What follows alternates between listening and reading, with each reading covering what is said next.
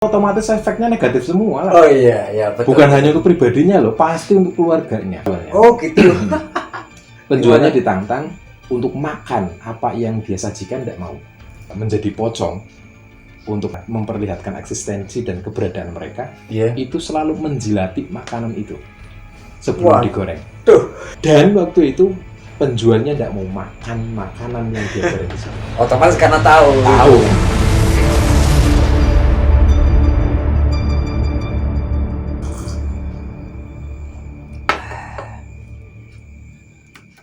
Assalamualaikum Pak. Waalaikumsalam. Sehat Pak? Alhamdulillah sehat, berkah. Datang lagi saya Pak. Ya, siap. Dibilang kalau kesini tuh kapanpun kita terima. Oke Pak. Kemudian dengan adanya silaturahim tambah berkah. Amin. Ini Pak, saya ada ya, tentu pertanyaan Pak. Sama, Pak.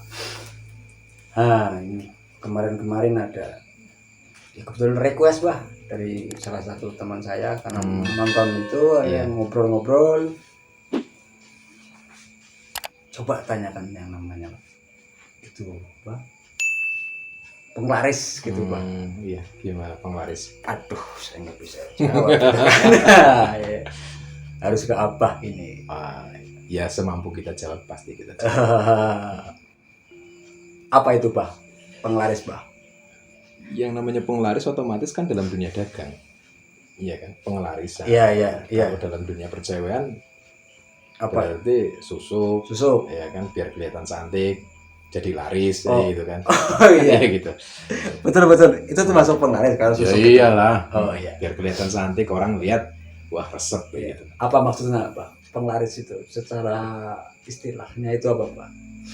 Penglaris itu kalau dalam dunia dagang ya, kita coba fokus ke dunia dagang. Iya.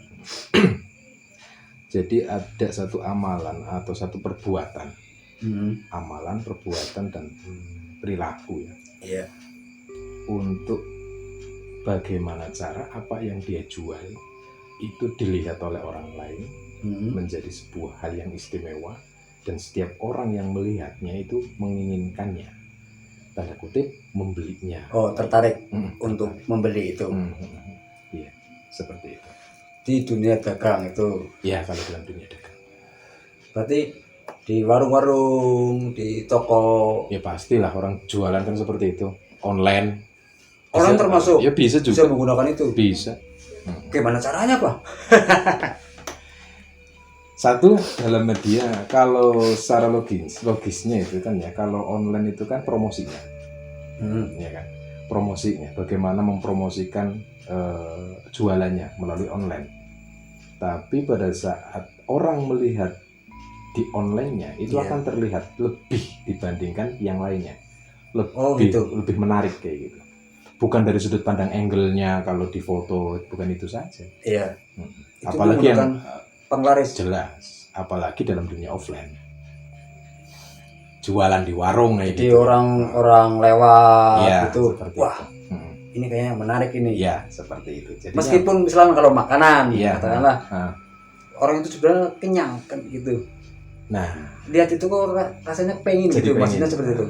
Jadi pengen, ketertarikan, masuk ke warung itu, akhirnya membeli dan makan di situ, wah rasanya enak kayak gitu. Ada selalu kayak ada candunya nantinya. Oh. Begitu makan sekali, besok aduh enak, makan lagi ke situ, akhirnya menjadi pelanggan tetap kayak gitu. Oh gitu. Penglaris itu ada yang seperti itu. Apa? Candu. Iya bisa. Bagaimana cara pelanggan itu menetap di situ dan selalu kecanduan dari apa yang dia sajikan dari pemilik warung itu. Terus ini kalau itu termasuk tanda-tanda ya berarti ya? Iya, tanda-tanda. Tanda-tanda yang lain ada? Iya banyak. Apa itu? Banyak. Kalau ahli supranatural pasti tahu suatu apa? Ya enggak seperti itulah. Kita kan bilang supranatural, orang berarti kan bukan kita gitu. Kalau ahlinya itu pasti tahu, bisa melihat di situ ada keganjilan tertentu yang menyebabkan orang berkerumun, orang datang dan orang berduyun-duyun untuk membeli, misalkan makanan berarti membeli makanannya. Itu salah satu tandanya seperti itu. Di luar logis, warung belum buka sudah ngantri. Oh itu. Ya, di antaranya kan Itu kalau orang awam melihat itu, oh ada kemungkinan ada itu, kemungkinan seperti itu. Terus tadi bilang orang lagi sibuk, misalkan lagi apa, oh lihat warung, tahu-tahu belok, beli dulu, makan dulu, kayak gitu. Ada yang sengaja dari rumah niat untuk beli di warung itu karena sudah pernah makan. Itu indikasinya. Kalau berulang-ulang berarti indikasinya ada penglarisan di situ. Kalau orang supernatural melihat, kalau selain melihat itu apa itu tanda-tandanya? Ya ada sesuatu lah. Ada. Apa itu, Pak? Kayak gini. Kalau kita nalarkan, kenapa sih orang berduyun-duyun di situ sampai rela ngantri? Kayak gitu. Pasti ada sesuatu yang menarik. Kalau kita bilang gelombang tarikan dari bangsa mereka, bangsa gaib, tanda kutip jin lah kalau kita katakan. Yang bertugas untuk menarik kita manusia. Menarik itu. Iya, menarik manusia agar datang ke situ. Oh, terasa terpanggil. Terasa terpanggil. Jadi akhirnya masuk ke situ dan mencoba makanannya. Begitu satu kali cicip langsung merasa enak dan kecanduannya itu akan selalu ada. Berarti menggunakan bantuan jin. Ada juga yang berdoa langsung kepada Allah, bertawasul melalui Rasulullah. Itu juga penglaris kan? Doa juga penglaris, jangan dia penglaris juga dari dunia hitam saja. Artinya penglaris itu ada yang baik juga ada yang buruk. Gitu. Otomatis kalau kita menggunakan penglaris yang baik, efeknya baik. Iya. Kan semua ada efeknya. Kalau menggunakan penglaris yang buruk, otomatis ada efeknya juga. Kebanyakan efeknya seperti apa itu, Pak? Kalau yang menggunakan penglaris yang bukan berdoa ke Allah gitu. Satu, kesalahannya adalah bersekutu dengan selain Allah. Oh ya, karena menggunakan itu ya. Menyekutukan Allah. Iya. Tidak akan ada kepuasan bagi yang berjualan. Selalu kurang. Oh gitu. Tidak ada keberkahan walaupun sudah laris banget, merasa kurang terus. Kepengen nambah lagi. Iya, itu salah satu efeknya. Tidak ada keberkahan, habis itu semua uang yang dihasilkan. Nggak bisa disimpan karena nggak berkah ya. Ya iyalah. Tujuan hidup itu kan mencari keberkahan, mencari keridhaan, bukan mencari banyak uang. Itu termasuk efek negatifnya. Efek positifnya ada. Ya kalau bersekutu dengan selain Allah otomatis efeknya negatif semua lah. Oh iya betul. Bukan hanya untuk pribadinya loh, pasti untuk keluarganya ada. Iya.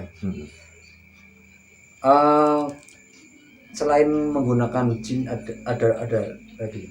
Semuanya bersekutu dengan bangsa jin selain Allah lah ya. Iya. Itu pasti ada medianya. Oh begitu. Ada pemujaan, contoh. Terus ada yang menggunakan barang. Ada yang menggunakan jin itu sendiri untuk menunggu. Banyak. Gitu.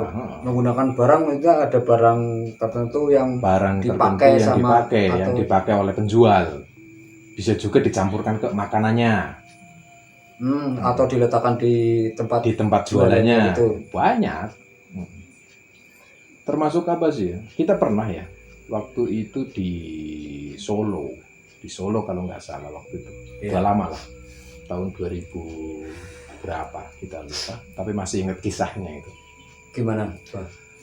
Di Solo itu ada satu penjual makanan ayam ya. Kita maaf ya, bukan berarti menyinggung orangnya, kita nggak sebut orangnya. Ini banyak kan di sana penjual ayam goreng gitu kan. Iya. Ada satu penjual di sana yang luar biasa larisnya. Dan kita itu punya teman di sana yang kuliah di sana dan bisa melihat. Kalau kita katakan orang indigo lah. Itu teman saya indigo, terus ke sana dan tahu ada. Nah, terus kita itu ditunjukkan unjuk gigi ya orangnya. Ya dulu kan kita masih zaman tahun berapa itu kan masih lagi asik-asiknya. Jadi menunjukkan itu bahwa di sini ada. Gitu. Iya. Terus apa? Iya, terus kita ditunjukkan di situ. Ayo kita lihat itu makanan di situ. Dan membongkar itu sebenarnya. Membongkar gitu kan. Ya sempat juga sih penjualnya malu, sempat gitu kan. Oh, sampai tahu penjualnya. Iya, langsung ditantang penjualnya. Oh, gitu. Penjualnya ditantang untuk makan apa yang dia sajikan, enggak mau. Enggak mau. Itu juga termasuk tanda-tandanya gitu. Tanda-tandanya itu. Dan antiknya kayak gini. Waktu itu kita ditunjukkan, ayo kita jalan ke sana. terus ke satu warung itu, kecil warungnya tapi laris, luar biasa larisnya. Yang namanya jualan ayam goreng itu bukan 1 ekor 2 ekor ya, keranjangan itu. Dalam satu hari bisa satu hari itu bisa berapa omsetnya sampai jutaan. Ya jelas lah, omset jutaan. Iya. Waktu itu makan di sana belum mahal lah, tahun-tahun krisis lah itu waktu itu, awal-awal krisis kalau nggak salah. Ya itu salah satu contoh kalau dari dengan model seperti itu, maksudnya untuk sendiri. Ada lagi nggak yang jenis-jenis ya, penglaris? Ya mungkin karena di dunia perdagangan kan banyak persaingan, gitu kan? Ada ya mungkin sebagai lawan dagang gitu, kan ada lah agar itu tidak laris gitu. Pasti orang yang sudah bersekutu, dia itu akan memiliki sifat dengki, sifat iri. Nah, itu seperti itu. Yang akhirnya apa? Seolah-olah dalam pemikirannya itu yang laris saya saja, yang lain nggak usah laris. Bahkan pemikirannya yang dagang saya saja, nggak boleh ada pesaing lain. Padahal menurut dunia Islam itu yang namanya rezeki sudah diatur oleh Allah. Iya. Biar kata yang jualan itu 10 orang sama jualannya, Allah berkehendak ini yang laris, ini dapat rezeki sekian, pasti Allah sudah atur itu semua. Tapi manusia itu sendiri yang tidak puas, akhirnya bersekutu. Iya kan, juga ada kan warung atau toko bersebelahan sama jualannya sama, kok yang laris cuma satu itu kan saja gitu. Ya, ada indikasi seperti itu. Sebenarnya kalau pure memintanya sama Allah, satu, orang yang laris juga ridho, orang yang nggak laris juga ridho, kan seperti itu. Ada persaingan, sudahlah, itu adalah hak mereka. Satu toko itu laris, hak saya dikasih rezeki sekian gitu. Gitu. Dan efek bagi orang misalkan ya, pesaing yang nggak sehat, kita bilang pesaing yang nggak sehat ya. Efeknya gimana? Nah, kayak gini, orang satu laris, orang satu nggak laris, walaupun misalkan jaraknya itu 200 meter, ya kan? Yang laris, yang jualan dulu mengatakan bahwa ini ada pesaing baru nih, dia sudah sikap. Bagaimana cara pesaing itu tidak berkembang? Itu pikiran dengkinya sudah muncul. Nah, terus akhirnya apa? Dia menggunakan media-media tertentu. Bagaimana cara yang menjadi pesaing itu tidak laku? Seperti itu. Bisa melalui dukun. Nanti dia dari dukun dikasih sesuatu. Oh ini nanti ditabur di sana ya.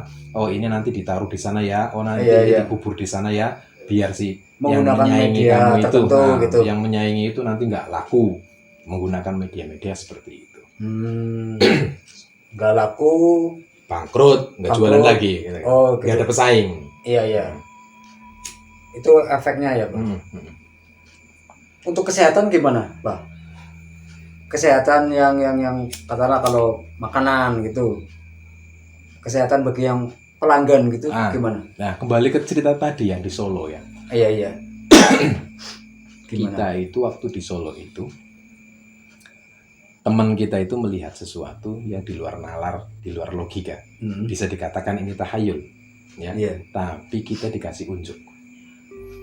Jadi waktu itu di area penggorengannya, sebelum